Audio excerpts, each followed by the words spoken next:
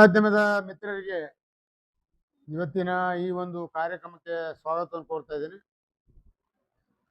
ನಮ್ಮ ಮೂಲ ಉದ್ದೇಶ ನವ ಕರ್ನಾಟಕ ರೈತರ ಸಂಘದ ವತಿಯಿಂದ ಕಲಬುರಗಿ ಜಿಲ್ಲೆಯಲ್ಲಿ ಇವತ್ತು ರಾಜ್ಯದ ಒಂದು ಸಮಿತಿ ಇದೆ. ಅವರ ನೇತೃತ್ವದಲ್ಲಿ ವಿಶೇಷವಾಗಿ ಕಲಬುರಗಿ ಜಿಲ್ಲೆಯಲ್ಲಿ ಒಂದು ಹೊಸ ಪರಿವರ್ತನೆ, ಎಲ್ಲ ರಾಷ್ಟ್ರ ಮಟ್ಟದ ರೈತರನ್ನು ಒಂದುಗೂಡಿಸಿ 30 ರಾಜ್ಯದ ಪ್ರತಿಭಾವಂತ ರೈತರು ಅವರದ ಅನುಭವಗಳು, ಅವ್ರು ಮಾಡಿದಂಥ ಸಾಧನೆಗಳು ಎಲ್ಲ ಕಲಬುರಗಿ ಜಿಲ್ಲೆಯ 25 ಬರ್ತಕ್ಕಂಥ ಜುಲೈ 25, 26, 27ರಂದು 3 ದಿವಸ ಸತತವಾಗಿ ತಮ್ಮ ಅನುಭವ ಹಂಚಿಕೊಳ್ತಕ್ಕಂಥ ಕಾರ್ಯಕ್ರಮ ಇಟ್ಕೊಂಡಿದ್ದೇವೆ. ಈ ಕಾರ್ಯಕ್ರಮಕ್ಕೆ ರೈತರ ಪರವಾಗಿ ದನಿಯಾಗಿ ಹೋರಾಟ ಮಾಡಿ ಅನೇಕ ಸಾಧನೆಗಳು ಮಾಡಿದಂಥ ಅಣ್ಣಾ ಹಜಾರೆಯವರು ಅವರ ಒಂದು ಉಪಸ್ಥಿತಿಯಲ್ಲಿ ಮಾರ್ಗದರ್ಶನ ಮಾಡ್ತಕ್ಕಂಥ ಕಾರ್ಯಕ್ರಮಕ್ಕೆ ಅವರು ಕೇಳ್ಕೊಂಡಾಗ ಭಾಳ ಸಂತೋಷದಿಂದ 3 ದಿವಸ ಈ ಕಾರ್ಯಕ್ರಮದಲ್ಲಿ ಇರ್ತೀನಿ, ಮಾರ್ಗದರ್ಶನ ಕೊಡ್ತೀನಿ. ಅವ್ರ ವಯಸ್ಸು 94 ಆಗಿದ್ದರಿಂದ ದೇವರು ನನಗೆ ಶಕ್ತಿ ಕೊಡಬೇಕು ಅನ್ನೋಂಥ ಅವರ ಮನದಾಳ ಮಾತು ಹೇಳಿದ್ರು ಕೂಡ ಅವರ ಒಂದು ಚೈತನ್ಯ, ಅವರ ಸ್ಪಿರಿಟ್ ನೋಡಿದ್ರೆ ಖಂಡಿತವಾಗಿ ಕಾರ್ಯಕ್ರಮದಲ್ಲಿ ಸ್ವಸ್ಥಾಗಿ ಬಂದು ನಮಗೆ ಮಾರ್ಗದರ್ಶನ ಮಾಡ್ತಂಥ ಒಂದು ವಿಶ್ವಾಸ ಇಟ್ಕೊಂಡಿದ್ವಿ. ಅದೇ ರೀತಿ ನಮ್ಮ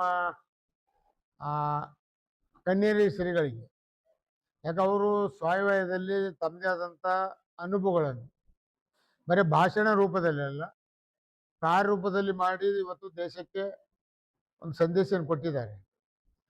ಸಾವಯವಗಳ ಮುಖಾಂತರ ಯಾವ ರೀತಿ ರೈತ ಒಳ್ಳೆಯ ಗುಣಮಟ್ಟದ ಬೆಳೆ ಬೆಳೆಯಲಿಕ್ಕೆ ಸಾಧ್ಯ ಅನ್ನುವಂಥದ್ದು ತಾವೇ ಉದಾಹರಣೆಯಾಗಿ ಮಾಡಿ ತೋರಿಸಿದ್ದಾರೆ.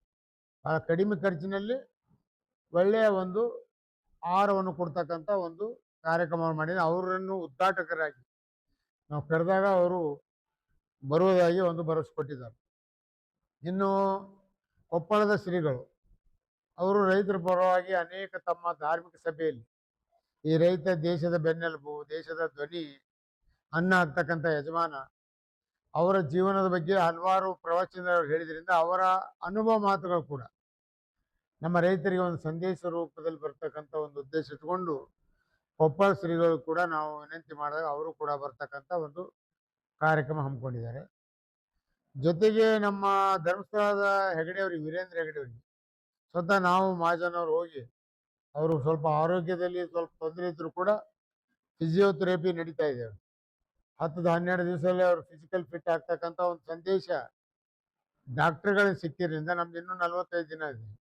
ಹೀಗಾಗಿ ಅವರು ಕೂಡ ಕಾರ್ಯಕ್ರಮ, ಯಾಕಂದ್ರೆ ಈಗಾಗಲೇ ಅವ್ರದೇ ಸಂಸ್ಥೆಯಿಂದ ರೈತರ ಪರವಾಗಿ ರಾಜ್ಯಾದ್ಯಂತ ಅನೇಕ ಸರ್ಕಾರ ಮಾಡಲಾರ್ದಂಥ ಕೆಲಸಗಳು ಅವರು ಸಂಘ ಸಂಸ್ಥೆಗಳನ್ನು ಮಾಡಿದ್ದಾರೆ. ತೆರಿಗೆ ಹೂಳು ತೆಗೆಯೋದಾಗಲಿ, ರೈತರ ಪರವಾಗಿ ಅನೇಕ ಕಾರ್ಯಕ್ರಮ ಮಾಡಿದ್ದಾರೆ. ಸೊ ಹೀಗಾಗಿ ಇವರು ಅನೇಕ ಅನುಭವಗಳನ್ನು ಕರೆದ್ರೆ ಇವತ್ತು ರಾಜಕಾರಣಗಳನ್ನು ಕರಿತಾ ಇದ್ರು. ರಾಜಕಾರಣಗಳನ್ನು ಯಾಕೆ ಕರಿತಾ ಇದ್ರು? ಸರ್ಕಾರದಲ್ಲಿ ಇರ್ತಕ್ಕಂಥವ್ರು, ಯಾವುದೇ ಪಾರ್ಟಿ ಅಧ್ಯಕ್ಷಗಳು ಕರಿತಾ ಇಲ್ಲ. ಇಲ್ಲಿ ನಾವು ಯಾರು ಪಾರ್ಟಿ ಪೋಸ್ಟ್ದವ್ರು ಇಲ್ಲಿ ಬೇರೆ ಬೇರೆ ಪಾರ್ಟಿದು ಎಲ್ಲರೂ ಇದ್ದೇವೆ. ಅದರ ಪಾರ್ಟಿ ಪೋಸ್ಟ್ ಇದ್ದವ್ರಿಗೆ ನಾವು ಇದರಲ್ಲಿ ಇಟ್ಕೊಂಡಿಲ್ಲ. ಯಾಕಂದ್ರೆ ಇದು ಪಕ್ಷಾತೀತವಾಗಿ ರೈತರ ಬಗ್ಗೆ ಒಂದು ವಿಶೇಷವಾದಂಥ ಒಂದು ಕಾಳಜಿ ವಹಿಸಬೇಕು, ಒಂದು ಒಳ್ಳೆಯ ಸಂದೇಶ ಕಲಬುರಗಿ ಜಿಲ್ಲೆಯಲ್ಲಿ ಶರಣ ನಾಡಿನಿಂದ ಹೋಗ್ಬೇಕನ್ನಂಥ ಉದ್ದೇಶದಿಂದ ಇಟ್ಕೊಂಡಿದೆ. ಇದಕ್ಕೆ ಸಂಬಂಧಪಟ್ಟಂಥ ರೈತರು, ಸಚಿವರು ಶಿವರಾಜ್ ಸಿಂಗ್ ಚೌಹಾಣ್ ಇದ್ದಾರೆ, ಕೃಷಿ ಮಂತ್ರಿಗಳಿದ್ದಾರೆ, ಅವ್ರನ್ನ ಕರೆಸ್ತಾ ಇದ್ದೇವೆ. ಅದೇ ರೀತಿ ನೀರಾವರಿ ಮಂತ್ರಿಗಳಾದ ಸಿ.ಆರ್. ಪಾಟೀಲ್ ಕರಿತಾ ಇದ್ದೇವೆ. ಜೊತೆಗೆ ಯಾರ್ಯಾರು ರೈತರು, ಈ ನಮ್ಮ ಕರ್ನಾಟಕ ರಾಜ್ಯದ ಮಂತ್ರಿಗಳು ಕೇಂದ್ರದಲ್ಲಿ ಕುಮಾರಸ್ವಾಮಿ ಕೂಡ ರೈತರ ಬಗ್ಗೆ ಹೋರಾಟ ಮಾಡಿದ್ದು, ಅವ್ರ ರೈತರ ಮುಖ್ಯಮಂತ್ರಿ ಇದ್ದಂತ ಮಾಡಿದಂಥ ಕಾಳಜಿ ಮತ್ತು ಕೇಂದ್ರದ ಸಚಿವರು ನಮ್ಮ ರಾಜ್ಯದಲ್ಲಿಂದ ನಮಗೆ ಬೆನ್ನೆಲುಬಾಗಿ ನಿಲ್ಲಿ ಅಂತ ತಿಳ್ಕೊಂಡು ಕುಮಾರಸ್ವಾಮಿ ಅವ್ರು ಕರೆಸ್ತಾ ಇದ್ದೇವೆ. ಯಾಕಂದ್ರೆ ಇಂಡಸ್ಟ್ರಿಯಲ್ ಮಿನಿಸ್ಟರ್ ಇದ್ದಾರೆ. ಕೈಗಾರಿಕೆ ತಗೋಬೇಕಾದ್ರೆ ನಮ್ಮ ರೈತರ ಜಮೀನು ತಗೋತಾರೆ. ಸೊ ರೈತರ ಜಮೀನು ತಗೋಬೇಕಾದ್ರೆ ನಮ್ಮ ರೈತರ ಜಮೀನು ತಗೊಂಡಾಗ ಅವ್ರಿಗೆ ನೌಕರಿ ಕೊಡ್ಬೇಕು ಅನ್ನೋಂಥ ಒಂದು ಒತ್ತಡ ಈ ಸಮಾವೇಶ ಮುಖಾಂತರ ಹಾಕ್ಬೇಕು. ಅವ್ರಿಗೆ ಬರೀ ಪರಿಹಾರ ಕೊಡತಕ್ಕಂಥದ್ದು ಅಷ್ಟೇ ಅಲ್ಲ. ಸೊ ಅದಕ್ಕೆ ಅನ್ಕೊಳ್ಳಿ, ರೈಲ್ವೆ ಮಂತ್ರಿ ಇದ್ದಾರೆ ನಮ್ಮ ಸೋಮಣ್ಣವರು, ರೈಲ್ವೆ ಮಂತ್ರಿ ಕೂಡ ರೈಲ್ವೆಗೆ ನಮ್ಮ ಜಮೀನು ಕೊಡ್ತೇವೆ.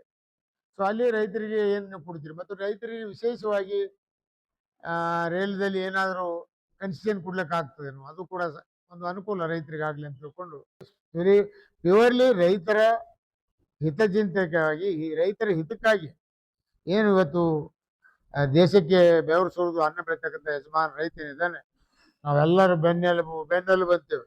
ಬೆನ್ನೆಲುಬು ಅಂತ ಅವನ ಪರಿಸ್ಥಿತಿ ಏನದು? ಇವತ್ತು ಎಲ್ಲಕ್ಕೂ ಗ್ಯಾರಂಟಿ ಕೊಡ್ತೀವಿ ಇವತ್ತು ಸರ್ಕಾರಗಳು. ಏನು ಅಧಿಕಾರ ಬರೋಕೆ ಎಲ್ಲ ಗ್ಯಾರಂಟಿ, ರೈತರ ಗ್ಯಾರಂಟಿ ಏನು ಕೊಟ್ಟಿದ್ದಾರೆ. ನಾವು ವಿಶೇಷವಾಗಿ ಈ ಕಾರ್ಯಕ್ರಮ ಮಾಡೋದ್ರಿಂದ ಈ ರೈತರಿಗೆ 3 ಗ್ಯಾರಂಟಿಗಳು. ಒಂದು ವೈಜ್ಞಾನಿಕ ಬೆಲೆ, ಆಹಾರ ಪದ್ಧತಿಯಲ್ಲಿ ಬದಲಾವಣೆ, 3ನೇದು ಗ್ರಾಮ ಸ್ವರಾಜ್ಯದ ಮುಖಾಂತರ ರೈತರಿಗೆ ಒಂದು ಹೆಚ್ಚು ಶಕ್ತಿ ಕೊಡಿ. ರೈತರೇ ಇರ್ತಾರಲ್ಲಿ ಗ್ರಾಮದಲ್ಲಿ, ಹಳ್ಳಿಯಲ್ಲಿ ಇರ್ತಕ್ಕಂಥವ್ರೆ ಸುಮಾರು ಒಂದು 50% ರೈತರೇ ಇರ್ತಾರಲ್ಲಿ ಹಳ್ಳ್ಯಾಗ. ಆ 50% ರೈತರ ಅನುಭವಗಳು, ಅಲ್ಲಿರ್ತಕ್ಕಂಥ ಗ್ರಾಮದಲ್ಲಿ ಬರ್ತಕ್ಕಂಥ ವಾರ್ಡ್ಗಳಲ್ಲಿ ಏನು ಮೂಲಭೂತ ಸೌಲಭ್ಯಗಳು ಬೇಕು, ಗ್ರಾಮದಲ್ಲಿ ಪರಿಸರ ಹಾಳಾಗ್ತಾ ಇದೆ. ಇವತ್ತು ಎಲ್ಲ ಹಳ್ಳಿಯಾಗ ನೋಡ್ತಾ ಇದ್ದೀವಿ ಯಾವ ರೀತಿಯಲ್ಲಿ ಇಲ್ಲಿ ಸಲ್ಲದ ಕಾಯಿಲೆಗಳು ಬರ್ತಾ ಇದೆ. ಒಳಚರಂಡಿಗಳು ಸರಿ ಇಲ್ಲ. ಇವಾಗ JJM ಅಂತ ಹೇಳ್ತಾರೆ, ಎಲ್ಲಿ JJM ಸರಿ ಸುಟ್ರೆ ನೀರು ಬರ್ತಾ ಇಲ್ಲ. ಯಾಕಂದ್ರೆ ಅಲ್ಲಿ ಮಿಸ್ಯೂಸ್ ಭಾಳ ಆಗ್ತಾ ಇದೆ, ಕರಪ್ಷನ್ ಜಾಸ್ತಿ ಆಗ್ತದೆ. ಈ ನಾವು ಮಾಡ್ತಕ್ಕಂಥ ಈ ಗ್ರಾಮ ಸ್ವರಾಜ್ಯ ಪರಿವರ್ತನೆಯಿಂದ ಕರಪ್ಷನ್ ಕಡಿವಾಣ ಬರ್ತದೆ, ಜನರಲ್ಲಿ ಜಾಗೃತಿ ಬರ್ತದೆ. ಸರ್ಕಾರದ ಯೋಜನೆಗಳು ಬಹಳ ಪ್ರಾಮಾಣಿಕವಾಗಿ ಜನರಿಗೆ ಮುಟ್ಸ್ತಕ್ಕಂಥ ರೀತಿಯಲ್ಲಿ ಕೆಲಸ ಆಗಬೇಕು ಅನ್ನೋಂಥ ಮೂಲ ಉದ್ದೇಶದಿಂದ ಈ ಒಂದು ಕಾರ್ಯಕ್ರಮ ಹಮ್ಮಿಕೊಂಡಿದೆ. ಅದಕ್ಕೆ ಸರ್ಕಾರ ಯಾವುದೇ ಇರಲಿ, ರೈತರ ಪರವಾಗಿ ಅನ್ಯಾಯ ಮಾಡಿದಾಗ ಅದರ ವಿರುದ್ಧ ದನಿ ಎತ್ತಬೇಕಾದ್ರೆ ನಾವು ಪಕ್ಷಾತೀತವಾಗಿ ಹೋರಾಟ ಮಾಡ್ತಕ್ಕಂಥವ್ರು ಇದ್ದೇವೆ. ಆ ಒಂದು ನಿಟ್ಟಿನಲ್ಲೇ ನಾವೆಲ್ಲ ಸೇರಿದ್ದೇವೆ. ಇಲ್ಲಿ ಹೋಗ್ತಕ್ಕಂಥ ಸಂದೇಶ ಪ್ರತಿಯೊಂದು ಗ್ರಾಮಗಳಿಗೆ ಮುಟ್ತಕ್ಕಂಥ ಒಂದು ಕಾರ್ಯಕ್ರಮ ಆಗ್ಬೇಕನ್ನೋದೇ ಉದ್ದೇಶ ಇದೆ. ಬ್ರೇಕ್ಫಾಸ್ಟು ಅಲ್ಲೇ ಎಲ್ಲ ರೈತರಿಗೆ ಎಷ್ಟೇ ಬರಲಿ 10,000 20,000 ಅವ್ರಿಗೆ ಬ್ರೇಕ್ಫಾಸ್ಟ್ ಆದ್ಮೇಲೆ ನಮ್ಮ ಸಮಾಜ ಶುರು ಆಗ್ತದೆ. 10 ಗಂಟೆಗೆ ಸ್ಟಾರ್ಟ್ ಆಗ್ತದೆ ತಿಳ್ಕೊರಿ. ಅಲ್ಲಿವರೆಗೆ ನಾವೆಲ್ಲ ಕೊಟ್ಟಿರ್ತೀವಿ. 10 ಗಂಟೆಯಿಂದ ಒಂದು 3 ಸೆಷನ್ ನಡೀತವೆ. ಎಲ್ಲ ಕಡೆ 2, ಯಾಕೆ 3 ದಿನದ ಕಾರ್ಯಕ್ರಮದಿಂದ ಬೆಳಿಗ್ಗೆ ಒಂದು ಸೆಷನು, ಮಧ್ಯಾಹ್ನ ಒಂದು ಸೆಷನ್. ಬೆಳಿಗ್ಗೆ ಸೆಷನ್ ಆದಮೇಲೆ ಊಟ ಅಲ್ಲೇ ವ್ಯವಸ್ಥೆ ಮಾಡ್ತೀವಿ. ಊಟ ಆದಮೇಲೆ ಮತ್ತೆ ಸೆಷನ್ ನಡೀತದೆ. ಅದು ನೋಡಿ ಡಿಮ್ಯಾಂಡ್ ಜಾಸ್ತಿ ಆಯ್ತು, ಇನ್ನೊಂದು ಟೀ ಆದ್ಮೇಲೆ ಒಂದು ಸೆಷನ್ ಮಾಡ್ತೀವಿ. ಒಂದು ವೇಳೆ 6 ಗಂಟೆಗೆ 5 ಗಂಟೆಗೆ ಕ್ಲೋಸ್ ಮಾಡ್ತಕ್ಕಂಥ ಪರಿಸ್ಥಿತಿ ಬರ್ತಂದ್ರೆ ಲಂಚ್ ಆದಮೇಲೆ ರಾತ್ರಿ ಒಂದು ಲಂಚ್ ಕೊಟ್ಟು ಕಳಿಸ್ಬೋದು. ಇಲ್ಲ ಜನ ಅಷ್ಟು ಆಸಕ್ತಿ ತೋರಿಸ್, ಯಾಕಂದ್ರೆ ಅದನ್ನು ನೋಡ್ಬೇಕಲ್ಲ. ಸೊ ಆದಾಗ ಒಂದು ಬ್ರೇಕ್ ಮಾಡಿ ಒಂದು ಟೀ ಒಂದು ಸಮಾವೇಶ ಮಾಡಿ ಆಮೇಲೆ ಒಂದು ಮಾಡಿ ಒಟ್ಟಾರೆ 3 ದಿನದ ಕಾರ್ಯಕ್ರಮ ಈ ಸಿಸ್ಟಮೆಟಿಕ್ ಮಾಡಿ. ಮತ್ತು ಮಾತಾಡಿದವರೇ ಅದೇ ಮಾತಾಡೋದಿಲ್ಲ, ಹೊಸ ಹೊಸ ಸಬ್ಜೆಕ್ಟು.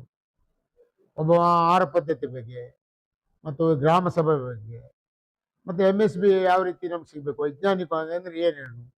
ಇವತ್ತು ನಮ್ಮ ಇಲ್ಲಿ ನಮ್ಮಲ್ಲಿ ತೊಗರಿ ಬೆಳಿತೇವೆ, ಆ ಕಡೆ ಭತ್ತ ಬೆಳಿತಾರೆ, ಬೇರೆ ಬೇರೆ ಕಡೆಗಳು ಬೇರೆ ಬೇರೆ ರೀತಿಯಿಂದ ಬೆಳಿತಾರೆ. ಕಾಟನ್ ಬೆಳಿತಾರೆ, ಅಲ್ಲೆಲ್ಲ ಅವರು ಹೆಸರು ಬೆಳಿತಾರೆ, ಉದ್ದು ಬೆಳಿತಾರೆ, ಅವ್ರದ್ದೇ ಅಂತ ಕಡ್ಲಿ ಬೆಳಿತಾರೆ, ಆಲೂ ಬೆಳಿತಾರೆ. ಅವ್ರದ್ದೇ ಅಂತ ಎಲ್ಲ ರಾಜ್ಯದ ತಮ್ಮ ಅನುಭವಗಳು, ನಮ್ಮ ಭೂಮಿಗೆ ತಕ್ಕಂಥ ಬೆಳೆಗಳು ನಾವು ಏನು ಹಾಕಬೇಕು. ಸೊ ಇಂಥ ಸಬ್ಜೆಕ್ಟ್ ಬಗ್ಗೆ ಅವರಿಂದ ಮಾಹಿತಿ ಬರ್ತಕ್ಕಂಥ ಒಂದು ಕಾರ್ಯಕ್ರಮ ಮಾಡೋದೇ ನಮ್ಮ ಮೂಲ ಉದ್ದೇಶ ಆಗಿದೆ. ಇದು ಮಾಡ್ತೀವಿ. ಮತ್ತು ಇನ್ನು ಹತ್ರ ನಿಮ್ಮ ಮಾಧ್ಯಮ ನಾನು ವಿಶೇಷವಾಗಿ ಕರ್ನಾಟಕ ರಾಜ್ಯ ರೈತರಿಗೆ ಮತ್ತು ದೇಶದ ರೈತರಿಗೆ ಇವತ್ತಿನ ಈ ಮಾಧ್ಯಮದ ಮುಖಾಂತರ ನಾನು ರೈತರಿಗೆ ಒಂದು ಕರೆ ಕೊಡ್ತಾ ಇದ್ದೇನೆ. ಯಾಕಂದ್ರೆ ಬಹಳ ಮಹತ್ವದ ಒಂದು ಕಾರ್ಯಕ್ರಮ. ಜುಲೈ 25, 26, 27 ರೈತರ ಪರವಾಗಿ ಹೋರಾಟ ಮಾಡಿದಂಥ ಅಣ್ಣಾ ಹಜಾರೆ ಇರ್ಬೋದು, ನಾನಾ ಪಾಟೇಕರ್ ಇರ್ಬೋದು, ಸ್ವಾಮಿನಾಥನ ಮಗಳಿರ್ಬೋದು, ಕನ್ನೇರಿ ಶ್ರೀಗಳಿರ್ಬೋದು, ಮತ್ತು ನಮ್ಮ ಕೇಂದ್ರ ಮತ್ತು ರಾಜ್ಯದ ಈ ಇಲಾಖೆ ಸಂಬಂಧಪಟ್ಟ ಸಚಿವರನ್ನು ಕರ್ಕೊಂಡ್ಬಂದು ಒಂದು ಸಮಾವೇಶ ನಿಮಗಾಗಿ ಮಾಡ್ತಾ ಇದ್ದೀವಿ. ಈ ಸಮಾಜದಲ್ಲಿ ಬಂದು ತಾವೆಲ್ಲ ಅವರ ಅನುಭವ ಮಾತುಗಳನ್ನು ಮತ್ತು ತಮ್ಮಲ್ಲಿರ್ತಕ್ಕಂಥ ಪ್ರತಿಭೆಯನ್ನು 4 ಜನರ ಜೊತೆಗೆ ಹಂಚಿಕೊಂಡು ಈ ಕಾರ್ಯಕ್ರಮ ಯಶಸ್ವಿಯಾಗಿ ಮಾಡೋಣ. ಈ ಕಾರ್ಯಕ್ರಮ ನಿಮ್ಮ ಕಾರ್ಯಕ್ರಮ ಇದೆ, ನಿಮ್ಮ ಮನೆಯ ಕಾರ್ಯಕ್ರಮ ಇದೆ.